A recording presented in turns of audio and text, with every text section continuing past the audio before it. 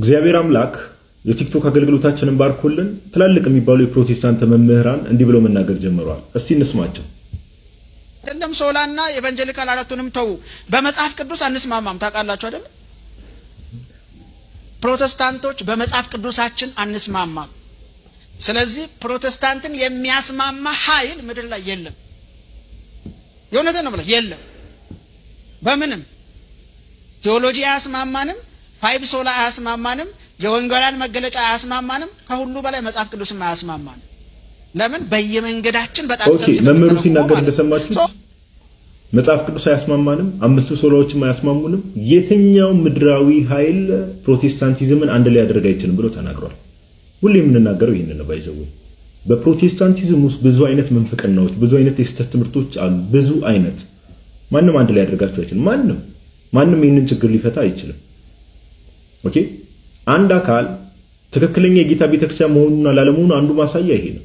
ጌታችን ኢየሱስ ክርስቶስ በዮሐንስ ወንጌል ምዕራፍ 17 ቁጥር 21 ላይ አንድ የተናገረው ቃል አለ። 20 እና 21 ላይ ሁሉም አንድ ይሆኑ ዘንድ ብሎ ሊቀ ካህን ደግሞ የጸለየው ጸሎት አለ። ምን? ሁሉም አንድ ይሆኑ ዘንድ። ስለዚህ አንድነት ትክክለኛ ለመሆን ትልቁ ማሳያ ነው።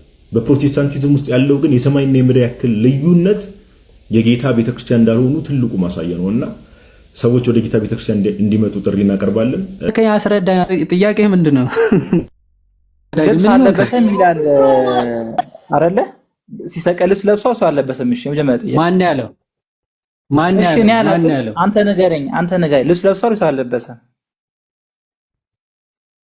ማን ያለው? ከየት አመጣው? ልብስ ለበሰ አለበሰም ሲሰቀል ነው? ከየት ነው? አለበሰም በለኝና ይሁዲ በእናት አለበሰም አመጣው አልልህም። እንዲህ በለኝ። ቆይ እንዲህ በለኝና ልጠይቅህ ይባላል እንዴ? መጽሐፍ ቅዱስ ብለህ ነበረ፣ ይቅርታ አድርጉልኝ አላልኩም ብለሃል። አሁን ከየት ነው ያመጣው? ጥያቄው ከየትም ናምጣው። ጀስት አንተ አስረዳኝ።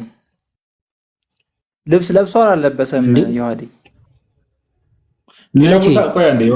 ሌላ ቦታ ጥያቄ ጠይቀ ነበር። ይሄን ኮሜንት ላይ አይ ዝም ብሎ እያደረቀን ነው የሚልኩ። አዎ እየጠየቀ ነበር። እኔን አትመልሰውም። እሺ ጋር ችግር የለውም። ይሄን መቼም አትመልሱትም። ቆይ አንዴ መቼ ነው ለብሷል አልለበሰም እያልክ ያለው? ሲሰቀል ነው? ሲሰቀል እኮ ነው የምልህ። ኦኬ፣ እንደተሰቀለ ይናገራል መጽሐፍ ቅዱስ እንደተሰቀለ ይናገራል። ፖለቲካ ተስራብኝ። አሁን እኔ ላይ እንትን አትበል። አሁን ከእንደዚህ አይነት ለመጨረሻ ጊዜ ነው የምጠይቅህ። በስርዓት ማታወራና ማትመልስ ከሆነ ራስህን ከአባ ታገኘዋለህ። ዘላስ በነው ዘሊስ መጨረሻ ንግግር ክርስቶስ እንደተሰቀለ መጽሐፍ ቅዱስ ይናገራል። አሁን አንተ እንደተሰቀለ አምነህ አሁን አሰቃቀሉ ግን ራቆት ነው ወይስ አይደለም የሚለው ጥያቄ ሆነ። አላመንኩም። እሺ እንደተሰቀለ ሳይኝሽ መጽሐፍ ቅዱስ ካላመንክ እንደተሰቀለ ካላመንክ መጀመሪያ መሰቀሉን ነው ማሳየት ያለብን አይደል? እንደተሰቀለ አታምን። እንደተሰቀለ ሳይ መጀመሪያ እንደተሰቀለ አታምን። መጽሐፍ ቅዱስ ተሰቅሏል አይልም ክርስቶስ ሊል ይችላል። መጽሐፍ ቅዱስ እኔ አላነበብኩም። መጽሐፍ ቅዱስ ይላል አይልም? አላነበብክም መጽሐፍ ቅዱስ? አዎ እሺ መጽሐፍ ቅዱስ አላነበብኩም ብሏል። ከማን ልንገር? ክርስቶስ ራሱ እንደሚሰቀል የተናገረው ወይስ ሐዋርያቶቹ? ከማን ልስጥ? አንተ ምረጥ ማስረጃውን። ከማን ልስጥ እንደተሰቀለ? ደስ ባለ እስቲ አንተ ደስ ባለ። እሺ ደስ ባለ ብሏል። እኔ ከሁለቱም እሰጣለሁ። ማይክን ሚውት አድርገህ ያዛ አንዴ። ክርስቶስም ራሱ የተናገረው ከዛ ደግሞ እንደተሰቀለ ቃል በቃልም የተናገረውን እነግራለሁ። እሺ ሁለቱም ሳይሆን አንዱን ብቻ አታስረዝመው። ሚውት አድርገው። አሁን ሚውት አድርገው። እሺ ለማድረግ አለው። ከአንዱ ብቻ ሳይሆን ሚውት አድርገው። አሁን አንተ አይደለም ይዋዲ አንተ እስከዛ ማስረጃውን አውጣ። ወንድማችን ሁሴን የገባኸው ጥያቄ አለኝ ብለህ ወር ለመማር አይደለ? ስለዚህ አታስረዝመው። ምን እኛ መልስ ታቂውን ሽፍት አደረገው። ጋዲ ወዲንኮ ሽፍት አደረገው። ጠይቀሃል። እስከ ጠየቅ ድረስ መጽሐፍ ቅዱስ እየተጠቀሰ መጽሐፍ ቅዱስ የሚያስተምረውን ትምህርት በደንብ ተምረህ ትወጣለህ። የመማር ፍላጎት ካለ ኦኬ ወንድሜ። ካልሆነ ግን እንደው ዝም ብለህ መዳረቅና የሆነ ነገር ልክ ስትያዝ ወደዛ የመሯሯጥ አይነት ነገር ከሆነ ለማንም አያዋጣም። ስለዚህ አሁን የዋድ ማስረጃውን አውጥቶ ያሳያል። ስማ የሚያሳያቸው ማስረጃዎች አዳምጥ። ለአንተም ትምህርት ይሆናል። አሳጥሮ አይባልም። ማስረጃ አይደል እየቀረበልህ ያለው? ማስረጃ እየቀረበ አሳጥሮ እንዴት ይባላል? ለመማር እኮ ነው የመጣ። አትሊስት ሪዘነብል ነው።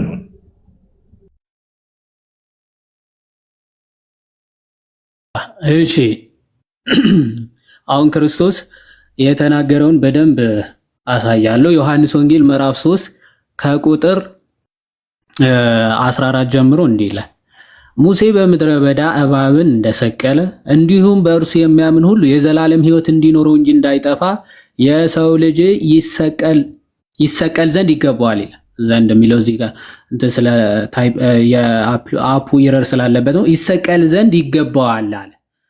ስለዚህ ክርስቶስ የሰው ልጆችን እንዳይጠፉ እንዲያድናቸው ክርስቶስ ይሰቀል ዘንድ ይገባዋል ብሎ ልክ ሙሴ በብሉይ ኪዳን እባብን ስቀል፣ በዓላማ ላይ ስቀል፣ ከዛ የተሰቀለውን የሚያዩ ሁሉ ይድናሉ፣ ከተነደፉበት መርዝ ይድናሉ እንደተባለ ሁሉ ክርስቶስም በዲያብሎስ መርዝ ምክንያት በሰው ልጆች ላይ የመጣውን ሞት ያርቅ ዘንድ ያስወግድ ዘንድ ምን ይደረግ ዘንድ ይገባዋል ብሏል?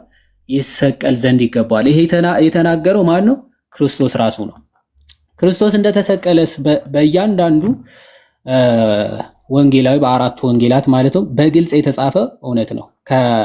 ከማቴዎስ ወንጌል ስንጀምር ማቴዎስ ወንጌል ምዕራፍ 27 ከቁጥር ከቁጥር ስንት ጀምሮ ላንብብልህ? እሺ እንዲህ ይላል። እሺ ከቁጥር 26 በዚያን ጊዜ በርባንን ፈታላቸው፣ ኢየሱስን ግን ገርፎ ሊሰቀል አሳልፎ ሰጠ። በዚያን ጊዜ የገዢው ወታደሮች ኢየሱስን ወደ ገዢው ግቢ ውስጥ ወሰዱት፣ ጭፍራውንም ሁሉ ወደ እርሱ አከማቹ። ልብሱንም ገፈው ቀይ ልብስ አለበሱት፣ ከእሾህም አክሊል ጎንጉነው በራሱ ላይ በቀኝ እጁም መቃ አኖሩ። በፊቱም ተንበርክከው የአይሁድ ንጉሥ ሆይ ሰላም ለአንተ ይሁን እያሉ ዘበቱበት። ተፉበትም፣ መቃውንም ይዘው ራሱን መቱት። ከዘበቱበትም በኋላ ቀዩን ልብስ ገፈፉት፣ ልብሱንም አለበሱት፣ ሊሰቅሉትም ወሰዱት። ሲወጡም ስምዖን የተባለ ቀሬናዊ አገኙ ይላል። ትርጓሜውም የራስ ቅል ስፍራ ወደሚሆን ጎልጎታ ወደሚባል ስፍራ በደረሱ ጊዜ በሐሞት የተደባለቀ የወይን ጠጅ ሊጠጣ አቀረቡለት። ቀምሶም ሊጠጣው አልወደደም። ከሰቀሉትም በኋላ ልብሱን ዕጣ ጥለው ተካፈሉት ይላል። በዚያን ተቀምጠው ይጠብቁት ነበረ። ይህ ኢየሱስ የአይሁድ ንጉሥ ነው የሚል የክሱን ጽሕፈት ከራሱ በላይ አኖሩ ይላል። እዚህ ክፍል ላይ ምን ይላል? ከሰቀሉትም በኋላ ክርስቶስ ተሰቀለ፣ እንደተሰቀለ በሚገባ ይናገራል።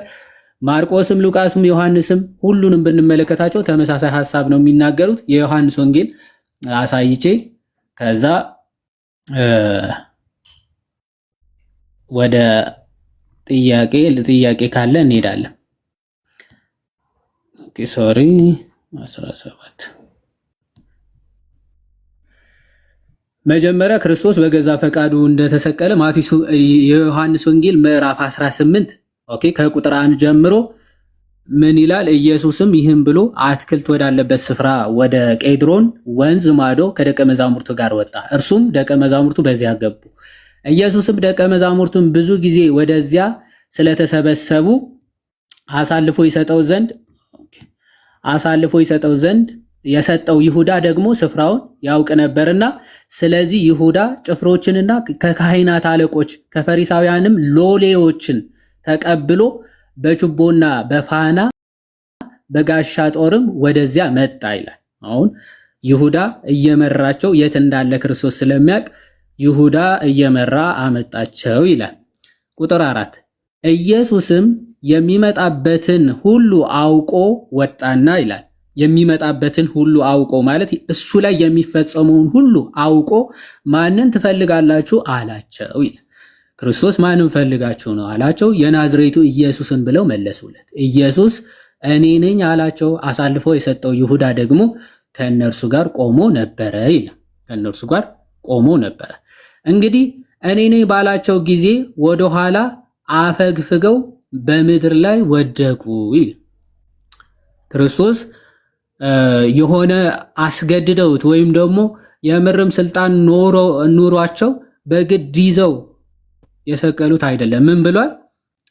ማንን ትፈልጋላችሁ ብሎ ሲጠይቃቸው ክርስቶስ ምን ብለው መለሱለት? የናዝሬቱ ኢየሱስን አሉት። ከዛ በኋላ እኔ ነኝ አላቸው ይላል። እኔ ነኝ አላቸው። አሳልፎ የሰጠው ይሁዳም ደግሞ ከእነርሱ ጋር ቆመው ነበር። እንግዲህ አለ እኔ ነኝ ባላቸው ጊዜ እኔ ነኝ ብቻ ስላላቸው ምን አለ? ወደ ኋላ አፈግፍገው በምድር ላይ ወደቁ ይላል። ሁሉም እኔ ነኝ በሚለው ቃሉ ብቻ የሚጥል ጌታ ነው ኃይሉ። ይሄ በጥቂቱ እኔ ነኝ በሚለው ቃሉ ራሱ ምን ያክል ኃያል አምላክ እንደሆነ የሚያሳይ ቃል ነው። ስለዚህ እኔ ነኝ ባላቸው ጊዜ ሁሉም ወደ ኋላቸው ወደቁ አለ። ደግሞ ማንን ትፈልጋላችሁ ብሎ ጠየቃቸው። ድንቅ ጌታ ነው፣ ኃያል አምላክ ነው፣ ርኅሩህ ጌታም ጭምር ነው። ፍጥረቱን ሊያድን እንጂ ሊያጠፋ አይደለም የመጣና አስነስቶ አሁንም ድጋሚ ማንን ነው የምትፈልጉት ብሎ ጠየቃቸው። እነርሱም የናዝሬቱ ኢየሱስን አሉት። ኢየሱስ መልሶ እኔ ነኝ አልኳችሁ፣ እንግዲህ እኔን ትፈልጉ እንደሆነ እነዚህ ይሂዱ ተዋቸው ይላል። አሁን እኔን ከሆነ ለመያዝ የመጣችሁት ሐዋርያቶቹን ተዋቸው፣ ይኸው እኔ ነኝ አልኳችሁ አለ። ይህም ከእነዚህ ከሰጠኝ አንዱ ስንኳን አላጠፋም ያለውን ቃል ይፈጸም ዘንድ ነው። ስምዖን ጴጥሮስም ሰይፍን ስለነበረው መዘዘው፣ የሊቀ ካህናቱንም ባሪያ መትቶ ቀኝ ጆሮውን ቆረጠ፣ የባሪያውን ስም ማልኮስ ነበር ይላል። ከዛ በኋላ ግን ክርስቶስ ግን ሰይፍን የሚያነሳ በሰይፍ ይጠፋል። ስለዚህ አብ የሰጠኝን ጽዋ አልጠጣትምን እንዴ? እኔ እኮ የመጣሁት ለመሞት ለመሰቀል ነው። ከአብ ዘንድ የመጣሁት እኮ የሰው ልጆችን ለማዳን ለመሰቀል ነው። ስለዚህ ያችን ጽዋ አልጠጣትም ወይ? እንደዛ ከሆነማ በመጻሕፍት የተጻፈው ራሱ እንዴት ሊፈጸም ይችላል ብሎ ጌታ የጴጥሮስን ሰይፍ ወደ ሰገባው መልስ፣ ሰይፍ የሚያነሳ በሰይፍ ይጠፋልና ብሎ ከተናገረ በኋላ ክርስቶስን ይዘው ወሰዱት። በመጨረሻም ምን አለ? ቁጥር 19 ላይ በርባንን ይፈታ ክርስቶስን ስቀልልን አሉ። ገርፈው ወሰዱት። ከዛ በኋላም ቀራኒዮ በሚባል ስፍራ ምን አሉት ይላል? ሰቀሉት ይላል። ኦኬ። ለፋሲካም የማዘጋጀት ሰዓት ስለነበረ 6 ሰዓትም የሚያህል ነበር። አይሁድም እነሆ ንጉሳችን አላቸው ይሰቀላሉ። እሺ ቆይ ቃል በቃል እዚህ ጋር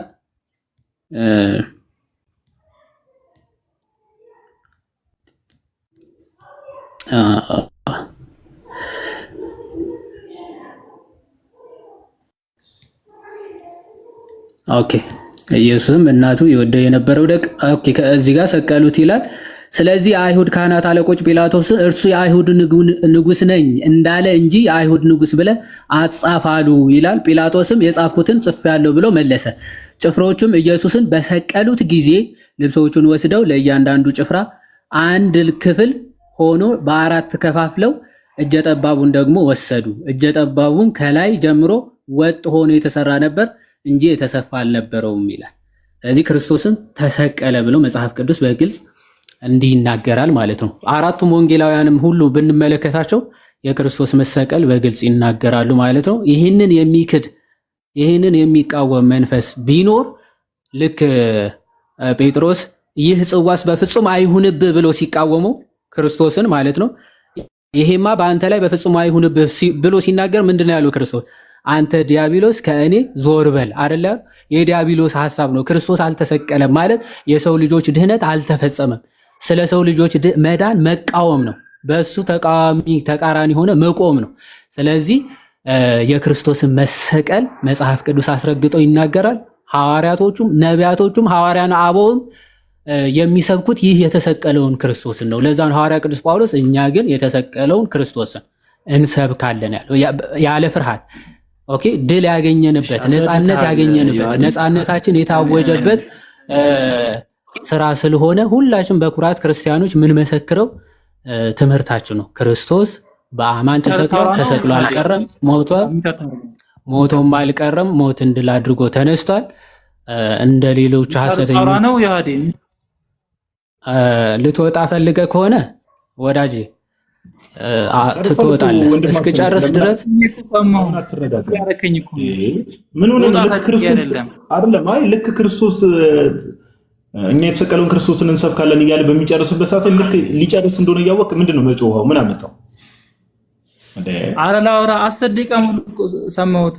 ጋር 10 ደቂቃ አልሰማሁም ሲጀምር። ስለዚህ አሁን ዮሐድ ከጠቀሰልህ ጥቅሶች ውስጥ ክርስቶስ እንደተሰቀለ መጽሐፍ ቅዱስ ይናገራል አይናገርም? እሱን እምነትን ተናገርና መቀጠል ትችላለህ። ይናገራል ልሎ እኮ ነው ይናገራል። ሲሰቀል ልብሱንም ተካፈሉት ይላል።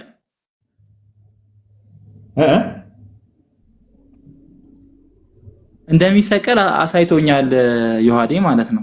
ታምናለህ ክርስቶስ እንደተሰቀለ ይላል መጽሐፍህ ይላል። የኔን እምነት ተወና ማለት ነው ያንተ መጽሐፍ የኔን እምነት ማለት ተሰቀለሽ ተስማሙ። አይ ቆይ መሰቀሉ ቆይ አንዴ ተስማሙ አይደለም።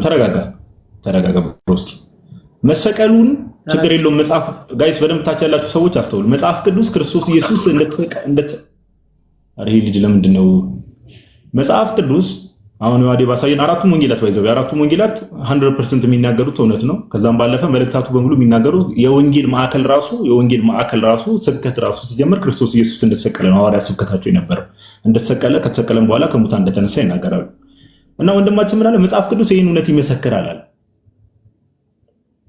መጽሐፍ ቅዱስ መጽሐፋችሁ ይሄን እውነት ይመሰክራል። እናመሰግናለን ይሄን ኮንፊርሜሽን ስለሰጣል። አሁን አንተ ለምን አትቀበል? ጥያቄን ስማኝ። ሲሰቀል ከተሰቀለ በኋላም ልብሱን ተካፈሉት ይላል እና ለምን አፍረተ ሥጋውን ሸፈነች ቤተክርስቲያን ስዕል ላይ? የኔ ጥያቄ በቃ ይሄ ነው ጥያቄ። አዎ ሌላም ጥያቄ ችግር የለውም ጠይቃለሁ። ይሄ መልሰና ጥያቄን እንትን በለው። ኦኬ ስለዚህ አሁን አንተ ሲሰቀል ግን ልብስ ለብሶ ነው ወይስ ራቁቱን የተሰቀለው ብለህ ነው የተረዳው? አልለበሰም ነው የተረዳሁት እኔ።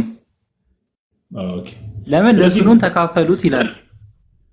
እሱ ልብሱን ተካፈሉት የሚለው መጀመሪያ ጋርመንቱ ነው። ኦፍ ኮርስ ሲጀምር ይሄ እኮ የቤተክርስቲያናችንም እምነት ነው። ቤተክርስቲያን ግን ዛሬ ከምታደርግበት ዋናው ምክንያቱ ምንድነው ከተባለ ይሄ አለ አይደል ሻንዴ የሚታርግ ያውን ጥያቄ ሆኖ ራሱ ሲጀምር መነሳት ዮሐዴ እንደጀመርኩት ይቅርታ ማለት የገባበት አንዴ ቆይ ያወራው አይደለም ጋዲ። እሺ ዮሐዴ በቃ ይቅርታ ለካስ አንተ ነው የጀመርኩት ጨረሰ ሶሪ። እሺ አሁን ሚዩት አድርገው ወንድሜ። አሁን ይሄ ወንድማችን በጣም ትልቁ ያሳሰበው ነገር ለማስወረድ ነው ማውራት ማኒፌስት ማድረግ ይጀምራል። ምን እየሆንክ ነው ወዳጅ? ሚዩት አድርገው ነው የተባልከው። ሚዩት አድርገው እንዳትክፈተው። ሚዩት አድርጋለሁ ለማለት መክፈት የለብህም። ምን እየሆንክ ከፍታ አይደለም እኮ ሚዩት አድርጋለሁ ማለት ያለብህ። በቃ ሚዩት አድርገው እንዳትከፍት ነው የተባልከው። ስለዚህ በቃ ሚዩት ካረክ ሚዩት አድርጋለሁ ማለት። እሺ አሁን ክርስቶስ እንደው ራቆቱን የተሰቀለው ወይስ አይደለም የሚለው በቃ ለአንተ ትልቁ ያሳሰበ ነገር እሱ ነው። ቤተክርስቲያናችን እንዲህ ብላ ብትናገር ይሄ ትንቢትም የተነገረ ስለሆነ አስቀድሞ ምንድነው በልብሱ ላይ ዕጣ ተጣጣሉ ተብሎ ትንቢት ተነግሮለታል።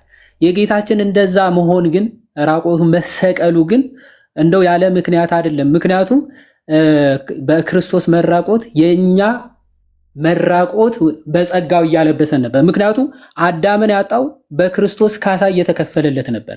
አዳም ጸጋው ሲገፈፍ መጀመሪያ ያጣው ክብረ ልብሱን ነው፣ የክብር ልብሱን አጥቷል። ስለዚህ ክርስቶስ ደግሞ እንደ ቆዳ ሰጥቶት ነበረ ምሳሌ። ክርስቶስ ልብሳችን ነው፣ የጽድቅ ልብሳችን ነው ክርስቶስ። ኦኬ ጸጋ በክርስቶስ ሆነ አይደለም የሚለው ዮሐንስ 1:16 ከ16 ጀምሮ ስንመለከት ሕግ በሙሴ ተሰጥቶ ነበር፣ ጸጋ ግን በክርስቶስ ሆነ አይደለም የሚለው። ክርስቶስ ጸጋ ነው፣ ክርስቶስ ልብስ ነው፣ የሚያለብስ ነው። የተራቆቱትን የሚያለብሳቸው የጽድቅ ልብስ ክርስቶስ ነው፣ የጽድቅ ልብሳችን ነው ክርስቶስ ማለት። ስለዚህ አዳም በእግዚአብሔርን በመበደል የእግዚአብሔርን ሕግ በመሻር ያጣውን ወይም ደግሞ የጎደለውን ልብሱን የክብር ልብሱን ሊያለብሰው ክርስቶስ ራቆት ሆነ ተብሎ ይነገርለታል። ይህንን ራቆትነቱ ግን ፍጥረት አልተመለከተውም ማለት ምክንያቱ የሰው ዓይን ከምን ጋር ተዋህዶ ነው ነገሮችን የሚያየው? ከብርሃን ጋር ተዋህዶ። ክርስቶስ በስቅለቱ ጊዜ ግን ምን ጨረቃ ደም ሆነ፣ ጨለመ ይላል አይደል? ጨለማ ሆነ። ኦኬ ጨልሞ ነበር።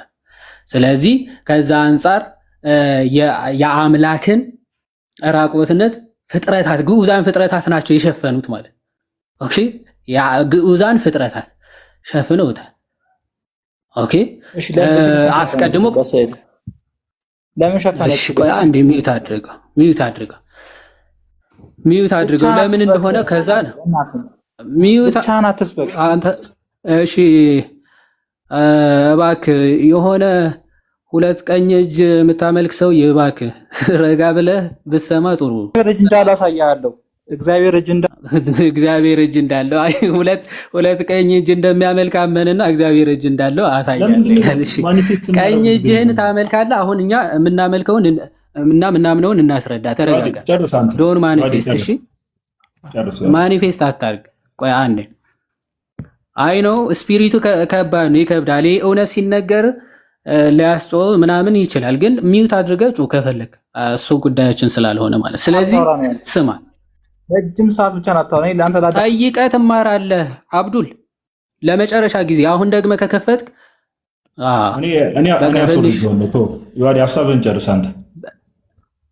በጥቁር ባክግራውንድ መጥቶ ጥቁሩን ድንጋይ በቀላሉ ለመሳም እንዲመቸው ነው መሰለኝ አስቸገረ። እሺ አሁን ጠይቁ ነው የተባልከው። ጥያቄው እስኪመለስ ድረስ ሚውት አድርገህ ነው የምትሰማ።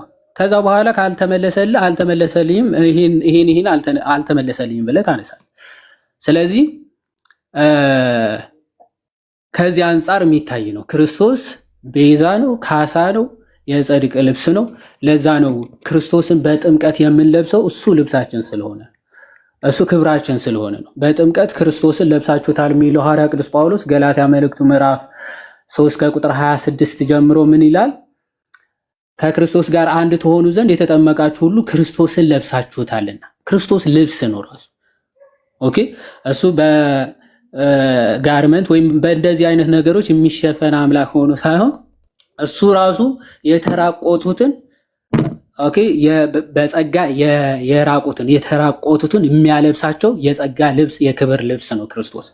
ስለዚህ ምን አለ? ከዚህ አንጻር ክርስቶስ ራቆቱ ተብሎ ይነገራል። ለምን ታዲያ ተሸፍኖ ይሳላል ሲባል ቅዱስ ዮሐንስ ሲስለው የመጀመሪያ የጌታችንን ስዕል የሳለው ቅዱስ ዮሐንስ ነው። ሶ በራእይ እግዚአብሔር እንደዚህ እንዲስለው ገልጸውለታል ማለት ነው። ኦኬ በራእይ እንዲስለው ለዮሐንስ እንደተነገረው መጽሐፍ ቅዱስ ትውፊት ሆሊ ትራዲሽን ወይም ደግሞ የቤተ ክርስቲያናችን ትውፊት በሚገባ ይናገራል። ዮሐንስ እንደዚህ አድርጎ እንዲስለው። ሁለተኛ ደግሞ የእንትኑ ይሄ የመጨለሙ በክርስቶስ በተሰቀለበት ሰዓት ምድር መጨለሟን ለማጠየቅ በዛ መሸፈኑን ለማጠየቅ እንደዛ ተደርጎ በቤተ ክርስቲያናችን ትውፊት ይሳላል ማለት ነው። ኦኬ በቤተ ክርስቲያናችን ትውፊት ይሳላል። ግን የክርስቶስ ራቆትነት የኛ ቤዛ መሆንን የኛ ቤዛነትን የሚያጠይቅ ስለሆነ ከዚህ አንጻር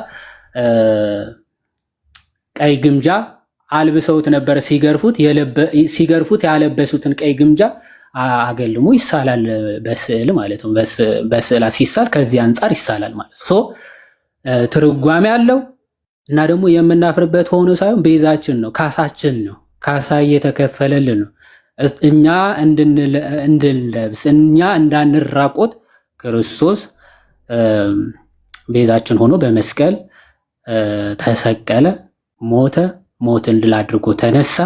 ስለዚህ ይሄንን አምላክ ደግሞ እናመልከዋለን፣ እንሰብከዋለን። ቅዱስ ዮሐንስ አፈወርቅ ይሄንን የተሰቀለውን ታመልኩታላችሁ ወይ ብሎ ለሚጠይቃችሁ ለማንም እንዲህ ብላችሁ መልሱለት ይላል። ከእኛ የልጆቻችንን ደም የሚጠጣ አምላክን ፈጽሞ አናመልክም ይላል። ያው ሌሎቹ አማልክት ልጅህን ሰዋልኝ፣ ደም አፍስስልኝ እያለ ደም የሚፈልግ አማልክት ነው የሚያመልኩት ከአላህ ጨምሮ ማለት ነው። ሙስሊሞችም ጨምሮ እንደዚህ አይነት አምላክ ሲያመልኩ፣ የኛ ጌታ ግን ፍጥረቱን ለማዳን ራሱን ሰውቶ ስጋውን እንድንበላ ደሙን እንድንጠጣ ምን ያደረገን ራሱን ያቀረበ ዶኮት ካደረገ ገባለሁ። ሙስሊሞች እያለ ነው ማስረጃ አለ። አሁን ላልከው ገና እንደገባሽ እንትን ሳትያትጪ ተረጋጋ። ሙስሊሞች እያለ ነው። እኔ ሙስሊም ስለሆንኩ ይመለከተኛል፣ እንዳታወርደኝ። እሺ አሳይሻለሁ፣ ማስረጃ ጠይቃለሁ። ሙስሊሞች ብሎ ካነሳ ስለ ራሱ ሃይማኖት ያስረዳ። ቆይ ይሄ ከአሁን በኋላ ማይክሽን ከፍተሽ የምታወሪ ከሆነ ዩቲ ታች ነው ራስሽ የምታገኙ። ስርዓት ይኖረን። ሙስሊሞች ካለ ገባለሁ፣ ማውረድ መብትህ ነው። ስለ እስልምና ማውራት ትፈልጊያለሽ? ሙስሊሞች ካለ ማስረጃ ጠይቀዋለሁ እያልኩ ነው። ስለ ራሱ ያስረዳና እኔ ራሴ የመጣሁበት ጥያቄ አለኝ እጠይቃለሁ። ስለ እስልምና ማውራት ትፈልጊያለሽ ወይ? ኦኬ፣ አንተ በክርስቶስ ዙሪያ ትወያያለህ ወይም ታወራለህ? አንደኛችሁ በክርስቶስ አንቺ በመሐመድ እርግጠኛ ነሽ? በመሐመድ ጉዳይ ታወሪያለሽ ከኛ ጋር? ለመሰለህ ተመስገን ላውራ። ውረጅ ሲሳይ ቤት እንደለመድሽው እዛው ጨፈሪ። ቀጥል ዮሐዴ።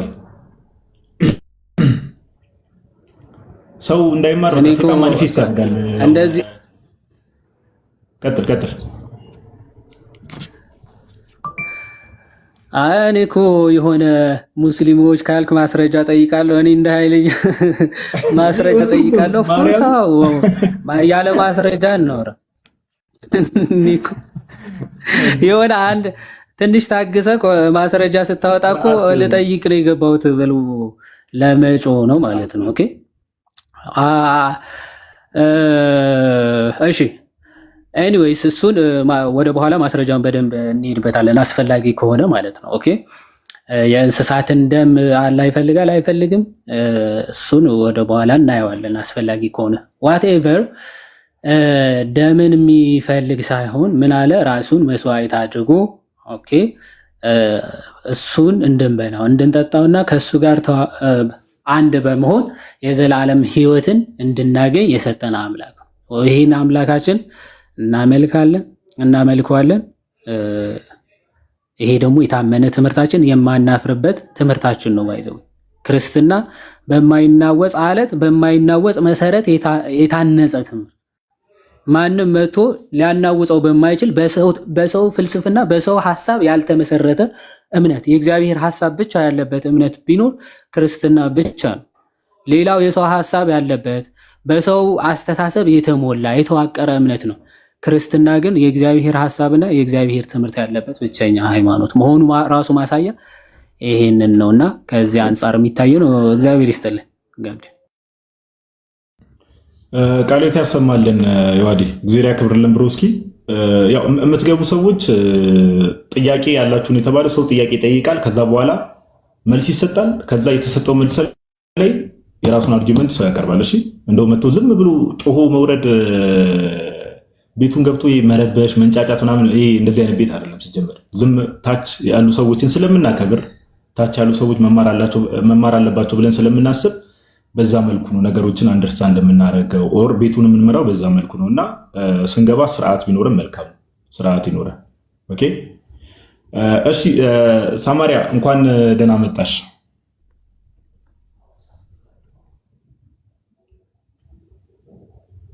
ጥያቄ አለኝ ብለሽ ነበር ቅድም አይ ቲንክ ኮሜንት ላይ።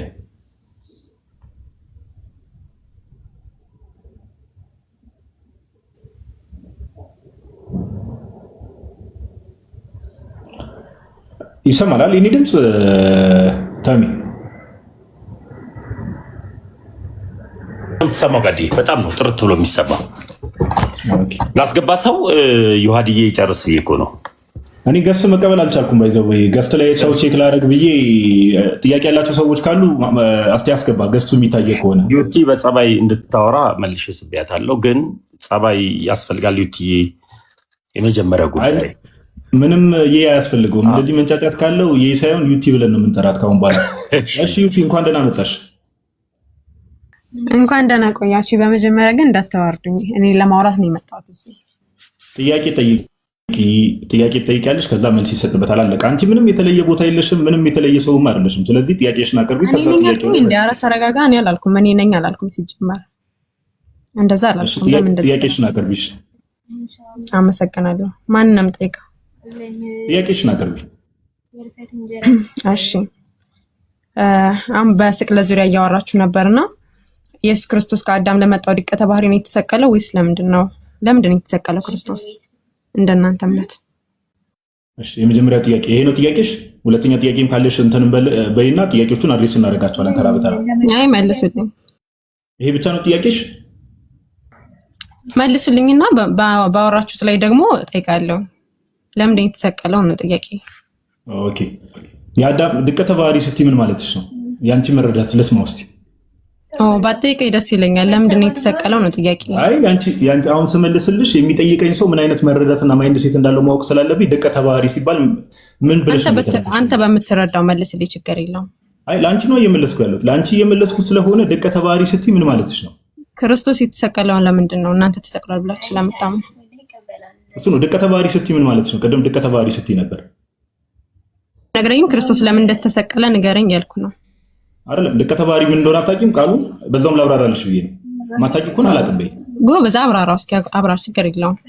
ለምን ተሰቀለ ነው ጥያቄ። አንተ አታውቀውም እንዴ? ክርስቶስ የተሰቀለው ለድቀተ ባህሪ ነው ብላችሁ ታምናላችሁ ወይ ነው? አይደለም። ኡስታዞችን ተዋቸው፣ እኔ ጋር እያወራሁ ነው። እሺ ጋር አንተ በቃ አታውቂም። ስለዚህ ወደ ሐሳቡ አንተ አታውቀውም እንዴ? መልስ ሚውት አድርገሽ ተቀመጭ። ወደ ሐሳቡ እንሄዳለን። በቃ ባይ ዘ ዌይ ጋይስ፣ ሰው ከገባ በኋላ የሆነ ነገር ሲጠየቅ አላውቀውም ማለት ትልቅነት ነው። በቃ ካላወቀ ሰው ይሄን ነገር ጠይቄ እንዴት አላውቀውም በይ ትለኛለህ? ጥያቄ እኮ ነው ያቀረብኩልህ። ማን ወልዶች ልጅ ኧረ ሚውት አድርገሽ ተቀመጪ በእግዚአብሔር። እንዴ አታውቂውም አትበል። ጥያቄ እኮ ነው ያቀረብኩልህ ለአንተ። አንተ አታውቀውም። ጌታ ኢየሱስ ክርስቶስ ዲቲ አንተ ያማቸው እንዴ እነዚህ ሰዎች? ኖ አታውቂውም ሳይሆን አጭር ጥያቄ ነው መልስልኝ። ታድርጊ እባክሽ።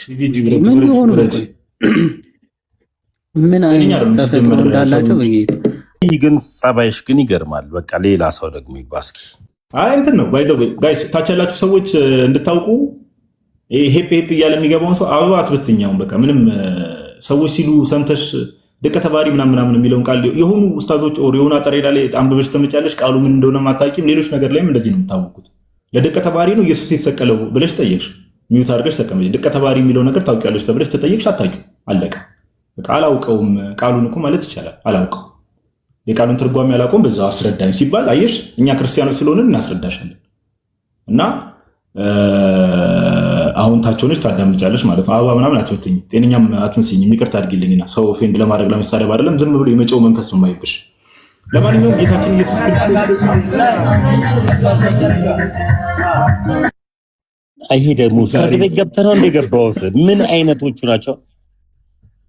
ዛሬ ሰርግ ቤት ሆነህ እንደ ገስት ይላከው ገስት ላይ የሚገባው ራሱ። ለማንኛውም እሺ ለማንኛውም ከዚህ በፊት ዩቲም ሆነች ሌሎች ሙስሊሞች ላይቫችንን ስላልተከታተሉ ነው እንጂ በጣም ብዙ ጊዜ የተማማርንበት ጉዳይ ነው። ኦኬ ክርስቶስ ኢየሱስ ለምን ቃል ስጋ መሆን አስፈለገው? ለምን ተሰቀለ? ቃል ለምን ስጋ ሆነ የሚለው ተያያዥ ነገሮች ናቸው። ኦኬ ኢንካርኔሽን ላይ ወይ ደግሞ ሚስጥረ ስጋዌ ላይ ነገር ስጋዌ ላይ ስንነጋገር ቃል ለምን ስጋ ሆነ በሚለው ውስጥ ነው ክርስቶስ ኢየሱስ ለምን ተሰቀለ የሚለው ነገር ተያያዥ ነገር ስለሆነ። ኦኬ ለምን መሰላችሁ ጋይስ? አጠር ባለ መልኩ በጣም ብዙ ጊዜ ስላብራራ ነው ማለት በጣም ብዙ ጊዜ እኛ ላይ በምትከታተሉ ክርስቲያን ወንድሞች እናቶች ይሄን ታውቃላችሁ። እንደምታውቁት የሰው ልጅ እግዚአብሔር አምላክ ኦሪት ዘፍጥረት ምዕራፍ 1 ላይ ሰውን በመልካችንና በምሳሌያችን እንፍጠር አለ። በምን በመልካችንና በምሳሌያችን እንፍጠር። ስለዚህ እግዚአብሔር በምን ነበር የተፈጠረው? ሰው የተፈጠረው በእግዚአብሔር መልክና አምሳል። ሰው የተፈጠረው በእግዚአብሔር መልክና አምሳል። ሰው ስንል የመጀመሪያው ሰው ማን? አዳም ማለት ነው። ኦኬ ነገር ግን አዳም በበደለ ሰዓት እግዚአብሔር አምላክ ከዚህ ፍሬ በበላ ቀን ትሞታለህ አዳምን ብሎታልና ያንን ፍሬ በዚያች ቀን ትሞታለህ ሲባል ያ ሞት ምን አይነት ሞት ነው? መንፈሳዊ ሞት። ምን መንፈሳዊ ሞት? መንፈሳዊ ሞት ማለት ምንድነው? ከእግዚአብሔር መለየት። ስለዚህ እግዚአብሔር አምላክ የሰው ልጅ በእግዚአብሔር መልክና ምሳሌ የተፈጠረው የሰው ልጅ ያንን ኢሜጅ አጣ። አያችሁ? ያንን መልክ አጣ፣ ያንን ገዢነቱን አጣ። ኦኬ ስለዚህ ያንን ሪስቶር የሚያደርግ አካል ያስፈልግ ነበረ። ኦኬ ያንን መመለስ የሚችል አካል ያስፈልግ ነበረ። ሞት ወደ ማን የገባው? ወደ ዓለም ነው የገባው። ሞት ወደ ማን የገባው? ወደ ሰው ነው የገባው፣ ቅዱስ አትናቴዎስ እንደሚናገረው። ስለዚህ መጥቶ ማዳን የሚችለው አካል ሞትን በሞቱ ድል ማድረግ የሚችል ሞትን ማጥፋት የሚችል አካል ስለሆነ ግዴታ ሚውት አርጊና አንድ ጊዜ ሳምሪ ሚውት አርጊ። ቀጥል ጋድዬ። ቆይ ኮመንቱን አንዴ እንትንም በልና እንትንም በል የመንጋ ማይንድ ሴት እንትን ጋር ስላለ ሰዎች ጋር ስላለ ቆይ አንዴ ይሄን ሐሳብ እንዲሰሙ ስለሚፈለግ ማለት ነው። ኮሜንት ሴቲንግ ቆይ ሴቲንግ የኮሜንት ሴቲንግ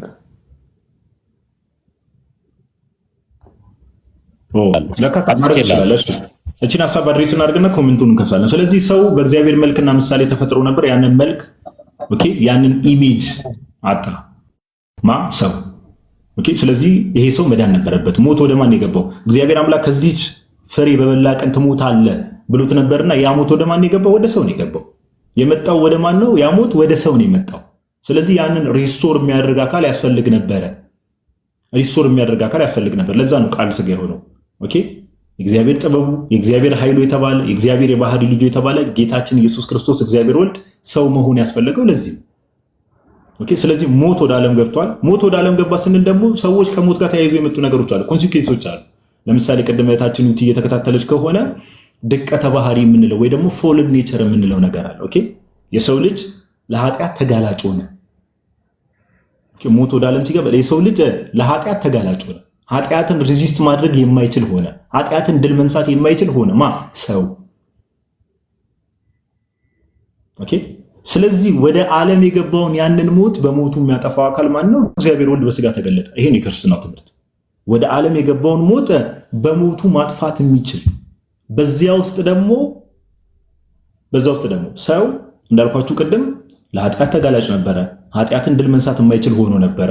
ስለዚህ ያንን ሪስቶር ኃጢአት ላይ ኃይል ያለው ኃጢአት ላይ ጉልበት ያለው ኃጢአት ላይ ስልጣን ያለው እንዲሆን ደግሞ ያ እንግዲህ ከሁሉ በላይ ሆኖ ጌታችን ኢየሱስ እንደተናገረው ከሰማይ የመጣው ከሁሉ ይበልጣል ብሎ እንደተናገረው ከሰማይ የመጣው ያ እግዚአብሔር ወልድ ቃል ሥጋ ሆነ። ሥጋ መሆን አስፈለገው። ስለዚህ ቃል ሥጋ ከሆነ በኋላ ክርስቶስ ኢየሱስ ተብሎ ከተጠራ በኋላ እነዚህን ሁሉ ነገሮች ምን አድርጓል? ሪስቶር አድርጓል።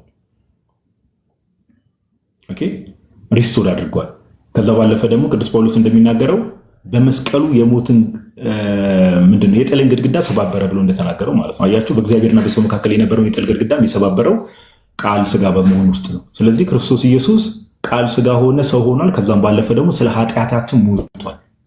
ኦኬ፣ ዓለም ውስጥ የገባውን ኃጢአት፣ ዓለም ውስጥ የገባውን ሞት፣ ያንን ሞት ሰዎች ድል መንሳት እንዲችሉ በሞቱ ያንን ሞት ድል ነሳው ብለን ይሄ ቤተክርስቲያናችን ትምህርት ነውና ሜይ ቢ ተጨማሪ ሪፈረንስ ዲቴል የምትፈልጉ ከሆነ ይሄ አሁን የተናገረው ነገር በሙሉ መጽሐፍ ቅዱስ ላይ ያለ ትምህርት ነው። ከዛ ባለፈ ግን የቅዱስ አትናቴዎስን ኦን ዘ ኢንካርኔሽን የሚለውን ጽሁፍ ብታነቡት በጣም ድንቅ ጽሁፍ ነው። ቀለል ባለ መልኩ እሱን እንትን ማለት ትችላላችሁ እና ይሄ ነው አጠር ባለ መልኩ ታችን ገስት ላይ ቁጭ ብለሽ ብትታገሽ ይኖረው አጠር ባለ መልኩ እንደዚህ ይብራራልሽ ነው። ወደሚቀጥለው ጥያቄ መሄድ ትችይ ነበር ለማለት ያክል ነው። እሺ ሜይ ቢ ዋዴ የምትጨምረው ነገር ካለ እድል ልስጥ ብሮስኪ፣ ካልሆነ ቀጣይ ጥያቄዎች እንቀበል። ቃል አይ ቲንክ ግልጽ ነው። መልእክት ላስተላልፍና ጋዲ ወደ ጥያቄ ትሄዳለህ። በአረብኛ ወደ ጻፈው ልጅ ውዶች ኮፕሊንኩን 10 ሺህ አድርሱት። ያው እንደምታውቁት አሁን እየተሰራ ያለው ምን ላይ እንደሆነ ስለሚታወቅ፣ ቀጥሎ ደግሞ ታብታቡ ወደ 500 ሺህ ይግባ። ሜምበር ያልሆናችሁ ውድ ኦርቶዶክሳውያን ጋዲን ከፕሮፋይል ጎን ያለውን ሜምበሩን ሁለት ሜምበር መሆን የምትችሉ ሰዎች ጎሄድ ዮሐድዬ እናመሰግናለን ብሮስኪ። እሺ የሆነ አረብኛ ጽሁፍ ያለበት ፕሮፋይል ያለ ሰው እንግዲህ አረብኛ ማንበብ ስለማልችል ነው። አቤት ጋዲ፣ ትንሽ ከሰርግ ቤት ትርቂውን ድምፅ አለው ወዳጅ፣ ድምፅ በጣም ይረብሻል። መንገድ ላይ ነኝ፣ ለዛ ነው መንገድ ላይ ነኝ ጋዲ። ወይ ታዲያ መንገድ ላይ ትሰራለህ ወይ ሲመቻቸህ ትገባለህ? እየገባሁ ኦኬ፣ ይቻላል። በቃ ሲመቻችና መንገድ ላይ እኛ ባጣቆየ አይደለም። ቀጥል ጋዲ፣ እንዳይረብሽ ድምፁ ትንሽ እንትን ይላልና። እሺ ጁላይ ቢብ የሚል ዩዘር ኔም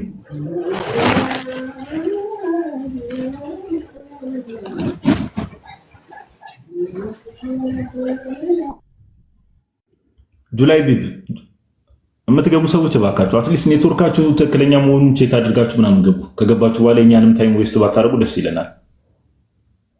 አሁን የገባው ጁላይ ቢብ ኦር ሳምቲንግ አይሰማም። እንግዲህ አንዳንድ ሰዎች በእርግጥ ለሪፖርትም ይገባሉ እንደዚህ አይነት ሙድ ስላለም እዚህ ቲክቶክ ላይ።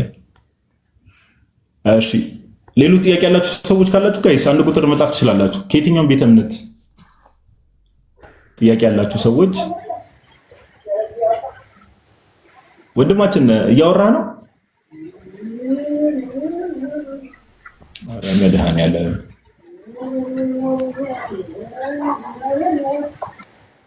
እኔ አውቀው ይመስለኛል ጋዲ እነዚህ ሰዎች አረ ዲስኮኔክት ራሱ እፊታም ያስወርደው ዲስኮኔክት ራሱ አረ ያስወርደዋለሁ እሱ እኔ አውቃችሁ ነው በጌታ የመጀመሪያው ጉዳይ የቤቱ ርዕስ ጥያቄ ያላችሁ ነው የተባለው ሃይማኖት አልመረጥንም ግን ራሳቸው እስልምና ላይ ያሉ ሰዎች ጥያቄ ያለን ብለው ነው የመጡት ሲመጡ ይሁን ትችት ስድብ ምናምን ነው ይዘው የመጡትና ብዙም አይ ቦታ እንትን ለማይባል ይሄ በዚህ ደረጃ ቦታ መስጠትም አያስፈልግም አሁን ዝም ብሎ ገብተው ውርውር እያሉ የተንጫጩ ለመውረድ የሚሞክሩ ሰዎች ሙዳቸውን ስለምናቅ ስንት ጊዜ መምህራኖቻቸውን ስንት ጊዜ ጨምቀናቸዋል እንኳን እነሱን አይደለም እሺ ጥያቄ ያላችሁ ሰዎች አንድ ቁጥር እስቲ ተሚ አንድ ቁጥር የሚጽፉ ሰዎችን እያየ አክሰፕት አድርግ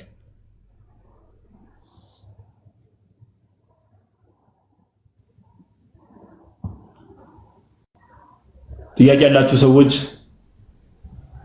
ጥርነ ማን እንደሆኑ ስላላወኩ ነው እየሳብኩ ነው አንድ ሰው ስብ ያለው ኮኔክሽን በጣም እያዛገኝ ነው ስብ ይላል አንድ ሰው እንደምየው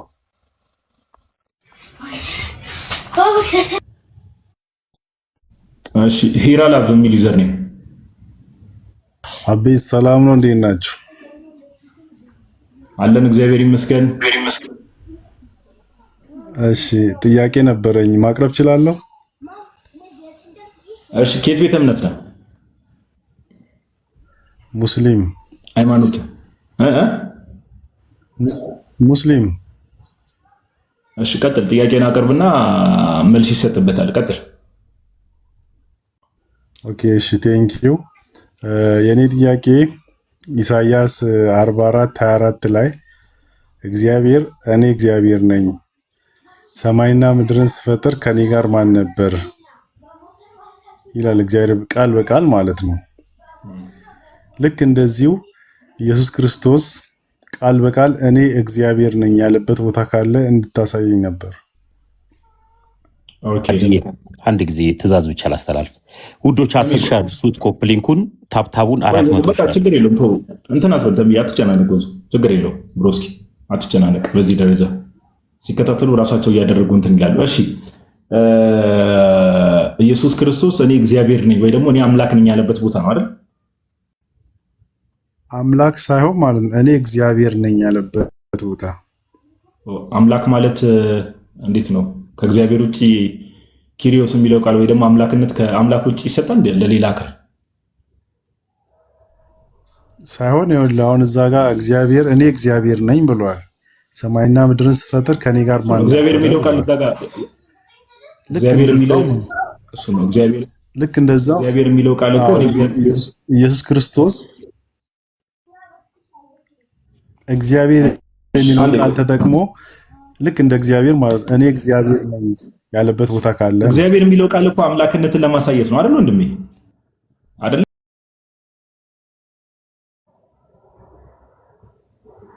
አይደለም ይሁን ለኔ ግን እግዚአብሔር የሚለውን ቃል ነው የፈለኩት ነበር ካልከም ችግር የለም ይሁንልህ እንዴ ይሁንልህ ሳይሆን እሺ አንድ ጥያቄ ልጠይቅ አሁን አንተ ሙስሊም አላህ አምላክ ነው አይደለም አምላክ ነው ከሱ ውጭ አምላክ አለ በእናንተ ትምህርት የለም ታዲያ ምንድነው በቃ አምላክነት እኮ አምላክ ማለት እኮ ታዲያ የሚያሳየው እኮ እሱ ነው በቃ እንዴ የራስ ኮንፊርም አድርገኝ እሺ ወደ ጥቅሶቹ እንሂድ ችግር የለውም እሺ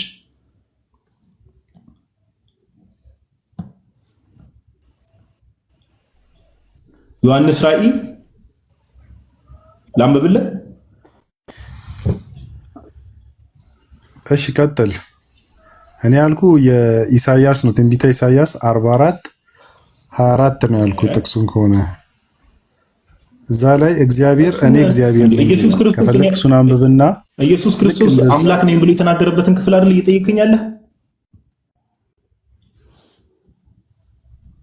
እግዚአብሔር ነኝ የሚል ቃል ነው ያልኩ እኔ እግዚአብሔር ነኝ ልክ እግዚአብሔር እኔ እግዚአብሔር ነኝ እንዳለ አረ በእግዚአብሔር ወንድሜ እኔ እግዚአብሔር ነኝ ያለበትን ቦታ ነው ያልኩ ዛሬ እንደው ጌታው ትዕግስቱን ስጠኛለ ቀደም እኮ ተስማማን ወንድሜ እየሰማኸኝ ከሆነ ተስማማን አሁን ድጋሚ ወደ ኋላ ተመለሳለን ምን ብለን ተስማማን ለምሳሌ በአንተ እምነት አሉ አላህ አምላክ ነው ስትል የሁሉ ፈጣሪ የሁሉ ገዢ ነው እያልክ ነው በእምነትህ ኦኬ ስለዚህ መጽሐፍ ቅዱስ ላይ እናሳያለን ኢየሱስ ክርስቶስ አምላክ እንደሆነ። ኪሪዮስ የሚለው የግሪኩ ቃል በብሉይ ኪዳን ብትሄድ ባይዘው እግዚአብሔር የሚለውን ቃል የሰባ ሊቃናቱን ሰብስበው ትርጓሜ የምትመለከት ወደ ግሪኩ ሲመጣ ኪሪዮስ የሚል ቃል ነው ያለው። ኦኬ ያ ለአምላክ ለያህዌ የዋለው ቃል ማለት ነው። እና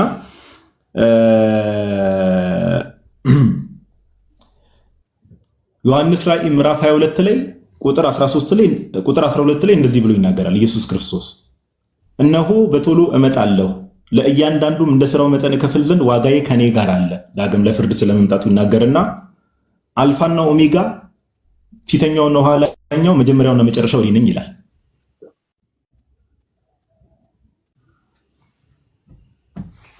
አሁን ታዲያ ይሄ እኔ እግዚአብሔር ነኝ ማለት ነው? የኔ ጥያቄ አሁን ዳይሬክት ስፒች ነው የጠየቅኩ። ኢየሱስ በራሱ አንደበት ማለት ነው በራሱ አንደበት ያለበትን ቦታ ነው ያልኩ። ስማ ቁርአን ውስጥ ከአላህ ውጭ መጀመሪያና መጨረሻ ነኝ ብሎ የተናገረ አካል አለ?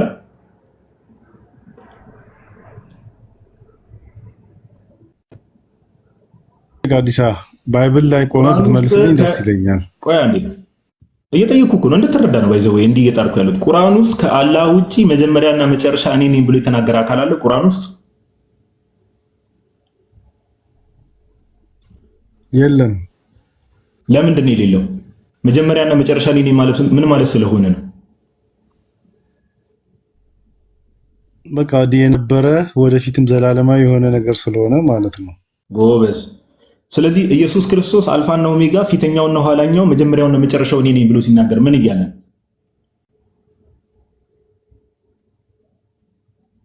አሁን እኮ ጥያቄ ዳይሬክት ስፒች ነው የጠየቀው። አሁን ዮሐንስ ነው ያለው እንጂ ኢየሱስ ክርስቶስ እዛ ጋር ራሱ በራሱ አላለም።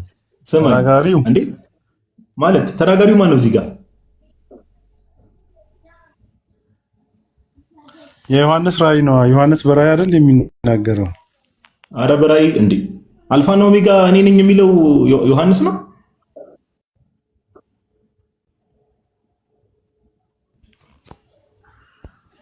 አይ እንደው ለመሰለ ይኸውልህ አሁን ይሄን ጥያቄ ግልጽ ላድርግ። በቃ ይኸው ጥያቄን ግልጽ ላድርግልህ። ሳይሆን ግልጽ ነው። ጥያቄ ካላረከው ችግር የለውም። ሌላ ጥያቄ ጠይቃለሁ። አይደለም ኧረ አዲስ ካላረከው ወዳጅ ጭራሽ እንደዛ ማለት ጀመረ። ኢየሱስ መጀመሪያውና መጨረሻው አልፋና ኦሜጋ እኔ ነኝ ሲል ምን ማለት ነው?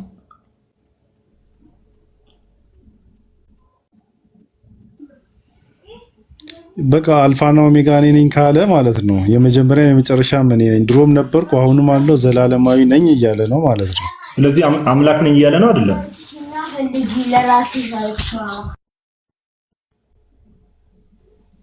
ድሮም ነበርኩ ዘላለማዊ ነኝ። ይሄን ደግሞ ኮንትራዲክትን የሚያደርግ አይዲያ አለ። አሁንም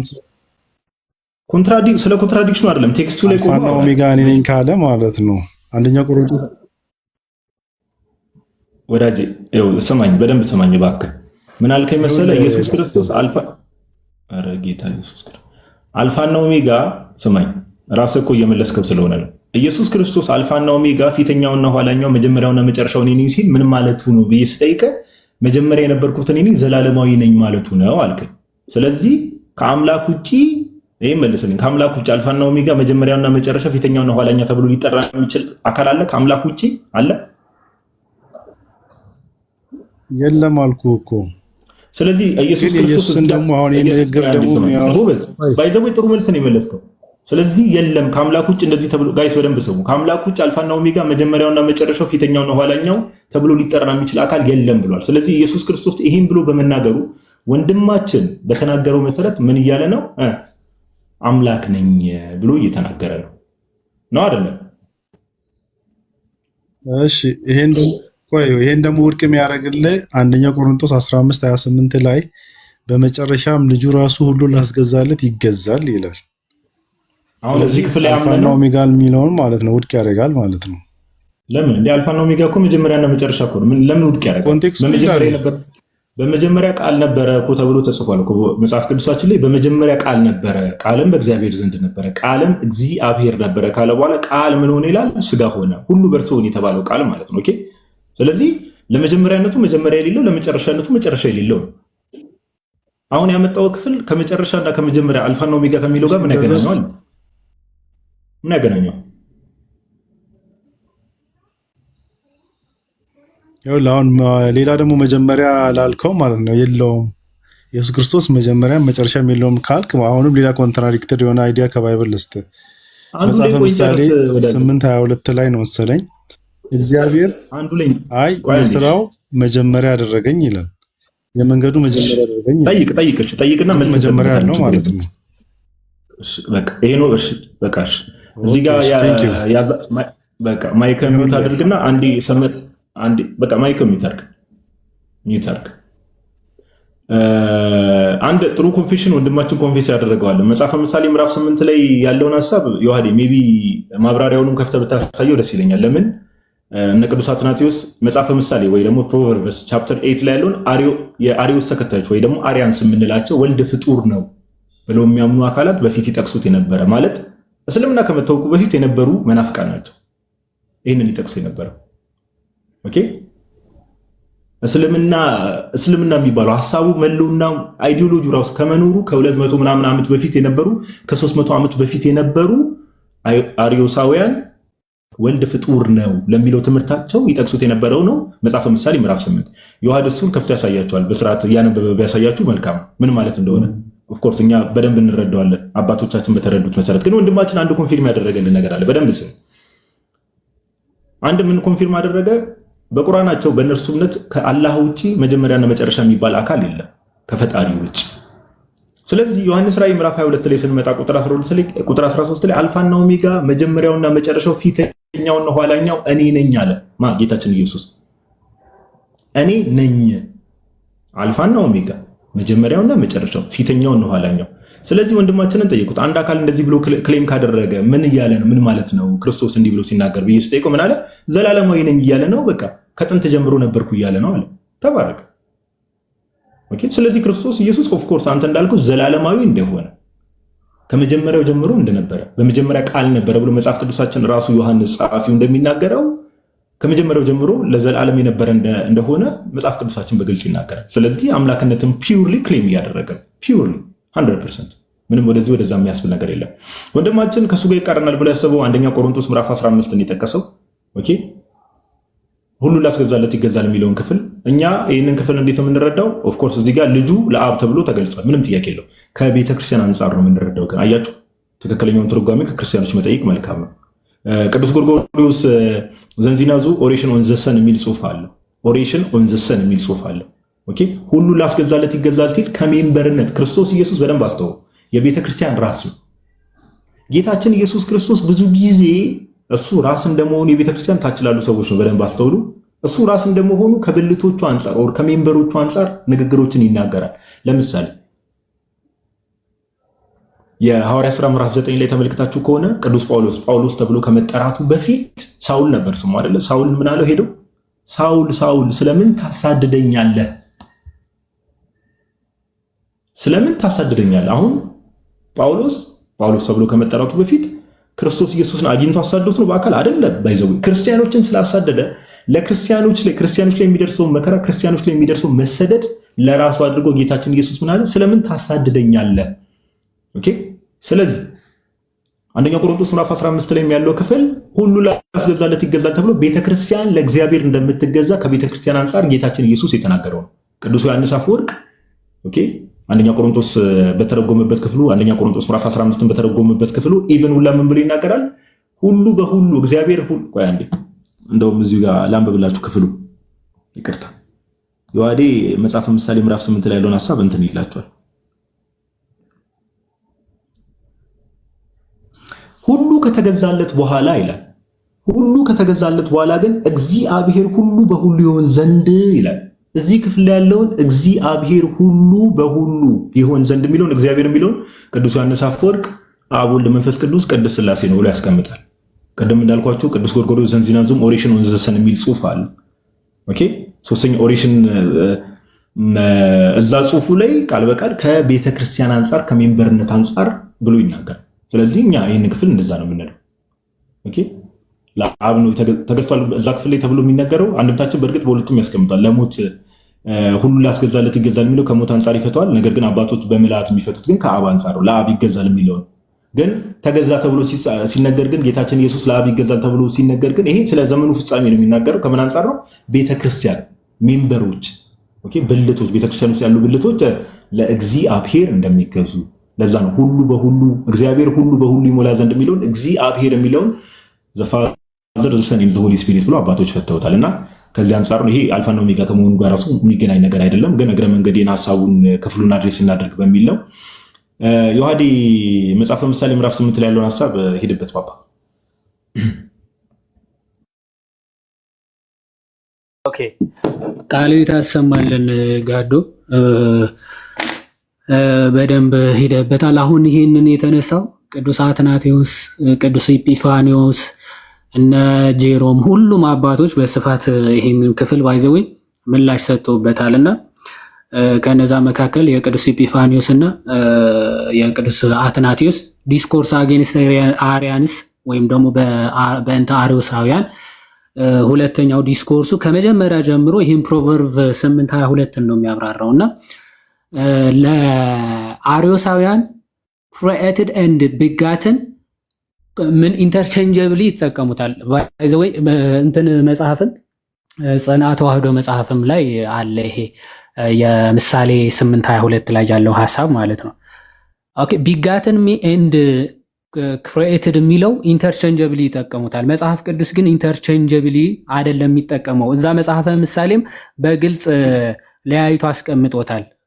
ማለት ጠቢበ እግዚአብሔር ሰለሞን ሲናገር ይህን ክፍል ወለደ ቢጋት ሚ ኤንድ ክሬኤትድ የሚለውን ሁለቱን ለያይቶ ነው የሚጽፋቸው እና እንዲህ ብሎ ይጀምራል። ከቁጥር 22 እግዚአብሔር የመንገዱ መጀመሪያ አደረገኝ በቀድሞ ስራው መጀመሪያ ይልና ከጥንቱ ከዘላለም ጀምሮ ተሾምኩ ምድር ከመፈጠሩ አስቀድሞ ቀላያት ገና ሳይኖሩ እኔ ተወለድኩ ይላል። አሁን ሁለት ሐሳቦችን ያነሳል ቅዱስ አትናቴዎስ። ከላይ ለስራው መጀመሪያ አድርጎ ፈጠረኝ። ኦኬ ክሬኤትድ ቢባል ችግር የለውም። የስራው መጀመሪያ አደረገኝ ቢባል ችግር የለውም። ከላይ ክሬኤትድ ወይም ደግሞ ለስራው መጀመሪያ አድርጎ ሰራኝ ብሎ ተናግሮ እታች ደግሞ ወለደኝ ብሎ ለምን ተናገረ? አርዮሳውያን ቃላቶችን ኢንተርቼንጀብሊ በመጠቀም የጠቢቡን ፕሮቨርብ እንደመሆኑ መጠን ምሳሌ ጥበብን የሚፈልግ እንደመሆኑ መጠን የመንፈስ ቅዱስን ጸጋ የመንፈስ ቅዱስን መረዳትን አልተቀበሉም እና መወለድን ከመፈጠር ጋር ቀላቅለው ይረዳሉ አለ። ኦኬ መፈጠርን ከተወለድኩ ጋር ጄኔሬሽን ዊዝ ክሪኤሽን ኢንተርቼንጀብሊ ኮንፊውዝ አድርገው ይጠቀማሉ። ጠቢበ እግዚአብሔር ሰለሞን ግን ተፈጠርኩም ተወለድኩም ነጣጥሎ ነው የሚቀመጠው። ስለዚህ ለስራው መጀመሪያ ያደረገኝ ካለ በኋላ እታች ግን ከጥንት ከዘላለም ጀምሮ ይላል። ከጥንቱ ከዘላለም ጀምሮ ተሾምኩ ይልና ምድር ከመፈጠሩ አስቀድሞ ቀላያት ገና ሳይኖሩ እኔ ተወለድኩ ነው የሚለው። ልደቱን ሲናገር ምን አለ? ፍጥረታት ሳይፈጠሩ ምድር ሳትመሰረት ቀላያት ሳይኖሩ እኔ ተወለድኩ አለ። ለስራው ግን መጀመሪያ አድርጎ ሰራኝ ብሎ ግን ስለምን ተናገር አለ? ኮንሰርኒንግ ሂዝ ኢንካሪኔሽን ነገረ ስጋዊውን ለመግለጽ ወይም ደግሞ የሰው ልጆችን ድህነትን ለመፈጸም ሰዎችን ወደ ድህነት ለመመለስ ክርስቶስ ሰው የመሆኑ ነገርን ሲያጠይቅ ጥበብ ራሷ ምን አለች ይላል? ለስራው መጀመሪያ አደረገኝ ይላል። ከፍጥረታት በፊት አስቀድሞ የነበረ እንደሆነና ከአብ ጋር ፍጥረታትን አብሮ የፈጠረ እንደሆነ ከአብ ግን ከባህሪው የተገኘ የባህሪ ልጁ እንደሆነ ሲናገር ደግሞ ከጥንቱ ከዘላለሙ እኔ ተወለድኩ ይላል። ስለዚህ ስለ ሁለት ነገሮች ነው እየተናገረች ያለችው ጥበብ ቅድመ ስጋዌ፣ ጥበብ ድህረ ስጋዌ ወይም ደግሞ ጥበብ የተባለው ክርስቶስ ቃል የተባለው ክርስቶስ ሰው ሲሆንና ሰው ከመሆኑ በፊት ማለት ሰው ከመሆኑ በፊት ከጥንቱ ከዘላለም ጀምሮ ተሾምኩ ምድርን ከመፈጠሩ አስቀድሞ ቀላያት ገና ሳይኖሩ እኔ ተወለድኩ የውሃ ምንጮች ገና ሳይፈልቁ ተራሮች ገና ሳይመሰረቱ ከኮረብቶች በፊት እኔ ምን አልኩኝ? ተወለድኩ። አየህ፣ ተፈጠርኩ አይደለም። ይሄ ፍጡር አይደለም፣ መወለድ ነው። ኦኬ ባህሪያዊ የሆነ ልደቱ ነው እና ይሄን ያነሳና አብ ከዘላለሙ አብ ከሆነ የባህሪ ልጅ የግድ ሊኖረው ይገባል። ያ የባህሪ ልጁ ደግሞ ክርስቶስ ኢየሱስ ነው። ጥበቡ ነው፣ ኃይሉ ነው። አብ ያለ ጥበቡ ምድርን አልመሰረተም። አብ ያለ ጥበቡ ያለ ኃይሉ ያለ ክርስቶስ ፍጥረታትን አልፈጠረም። ስለዚህ ከጥንቱ ከዘላለምም ጀምሮ የነበረ አካላዊ ጥበቡ አካላዊ ቃሉ ክርስቶስ ነው። ስለዚህ አካላዊ ነው፣ አምላክ ነው። ለምን ተወለድኩ ወይም ደግሞ ለስራው መጀመሪያ አደረገኝ ተባለ ከተባለ ደግሞ ሰዎችን ለማዳን ክርስቶስ ራሱ ያ ጥበብ ራሱ ምን ሆኗልና ነው ሰው ሆኗል ይልና የት ያነሳል? ጥበብ እዛው ምዕራፍ 9 ላይ ጥበብ ራሷ ያንን ስጋ ወይም ደግሞ ያንን ቤት ሰርታ እንደተዋሃደች ሲናገር ቁጥር 9 ጥበብ ቤቷን ሰራች፣ ሰባቱንም ምሰሶቿን አቆመች፣ ፍሪዳዋን አረደች፣ የወይን ጠጇንም ደባለቀች፣ ማዕዷንም አዘጋጀች፣ ባሪያዎቿን ልካ በከተማይቱ ከፍተኛ ስፍራ ላይ ጠራች ይላል። በጣም በሚገርም ሁኔታ አካላዊ ቃል ክርስቶስ ስጋ ተዋሃደ አይደለ? ያንን ስጋውን ቆረሰ፣ ደሙን አፈሰሰ፣ ስጋዬን ብሉ ደሜን ጠጡ ብሎ አዘጋጀ ማዕድ አይደለ? ይህንን የሚበላ ደሜን የሚጠጣ የዘላለም ሕይወት አለው አላለም? ጥበብም ቤቷን ሰራች፣ ያንን ስጋውን አዘጋጀችና ተዋሃደች። ከዛ 7 አምድ አቆመች አይደል? 7 ምሰሶዎችን አቆመች ይላል። 7ቱ ምሰሶዎች ማለት 7ቱ ባህሪያተ ሰብ የሰውን ባህሪያትን ተዋሃደች ማለት ነው። 7 ባህሪያት አሉና 3ቱ ባህሪያተ ስጋ፣ 3ቱ ባህሪያተ ነፍስ፣ 4ቱ ባህሪያተ ስጋን ጥበብ ተዋሃደች ወይም ቃል ስጋ ሆነ ያለውን ቅዱስ ዮሐንስ ማለት ነው። ዮሐንስ 1:14ን ጥበብ ቤቷን ሰራች ብሎ አመጣው። ፍሪዳዋን አረደች አለ፣ ስጋውን ቆረሰች። ጥበብ የወይን ጠጇን ደባለቀች፣ ደሙን አፈሰሰ፣ ማዕዷን አዘጋጀች። ይህን ማዕድ አዘጋጀ ክርስቶስ ዘንድ ባሪያዎቿን ክርስቶስ ባሪያዎቹን ምን አለ? ጠራ። ወደ ከፍ ባልኩ ቁጥር ሁሉንም ወደ እኔ እስባለሁ ብለዋል አይደል? ዮሐንስ 12 ከቁጥር 30 ላይ እኔ ከፍ ባልኩ ቁጥር ሁሉንም ወደ ራሴ እጠራለሁ እስባለሁ ብሎ ተናግሮ ነበር። ስለዚህ በከፍታ ስፍራ ምን አዘጋጀት? ድግሷን አዘጋጀች እና ባሪያዎቿን ወደዛ ስፍራ ጠራች፣ እንዲበሉ እንዲጠጡ ሕይወት እንዲሆንላቸው ማለት ነው። ስለዚህ ይህንን እምቢ አላሉ፣ ግን ፈቀቅ አሉ ይላል። አእምሮው የጎደላቸው ግን ይህንን አንበላም አንጠጣም አሉ እያለ ምዕራፍ 9 ይቀጥላል። ስለዚህ ከምን አንጻር ነው የተነገረው? ከስጋዊ አንጻር ሰው ከመሆኑ አንጻርና ከስጋዊ በፊት ደግሞ ዘለዓለማዊ የሆነ ልደት እንዳለው የሚያጠይቅ ነው እና ቅዱስ ኢጲፋኒዎስ የተናገራችን በሃይማኖተ አበው ያለውን ተናግሬ ልጨርስ። ሃይማኖተ አበው አንድ አካል የሚወልደውን ኢጲፋኒዎስ ማለት ነው ምን ብሎ ይናገራል? አንድ አካል የሚወልደውን ሊፈጥረው ይችላልን ብሎ ይጠይቃል። አንድ አካል የሚወልደውን ሊፈጥረው ይችላል? አይችልም። እኛ የምንወልዳቸው ልጆቻችን ወለድናቸው እንጂ ፈጠርናቸው ልንላቸው አንችልም። የምንፈጥራቸው ደግሞ ልንወልዳቸው አንችልም። ለምሳሌ ኮምፒውተር ምናምን ብንሰራ ፈጠርናቸው እንጂ ወለድናቸው ልንላቸው አንችልም። የኛ የእጅ ስራዎች ከሆኑ ፍጥሮቻችን ፈጠርናቸው ልንላቸው እንችላለን። ስለዚህ ክርስቶስም ጥበብም እዚህ ጋር ተወለድኩ ካለች እንዴት ታዲያ የአብ ራሱ ፍጥረቱ ልትሆን ትችላለች? በፍጹም ልትሆን አትችልም።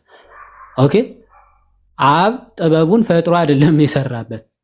ኦኬ፣ ከዘላለሙ ከጥንቱ ከእርሱ ጋር የነበረ ችነች የጥበብ ማለት ነው። ወይም ደግሞ ክርስቶስ ነው ጥበብ እየተባለ ያለው እዛ ሐዋርያ ቅዱስ ጳውሎስ አንደኛ ቆሮንቶስ መልእክቱ ምዕራፍ 1 ከቁጥር 24 ላይ የእግዚአብሔር ኃይሉና ጥበቡ ኢየሱስ ክርስቶስ ነው ብሎ ተናግሯልና ስለዚህ ከዚህ አንጻር የወለደው ከሆነ እንዴት ሊፈጥረው ይችላል?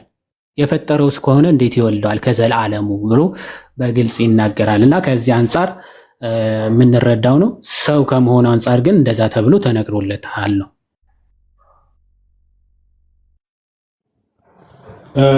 ቃሌት ያሰማልን ብሩስ። እሺ፣ ሁለተኛ ጥያቄ ልጠይቅ።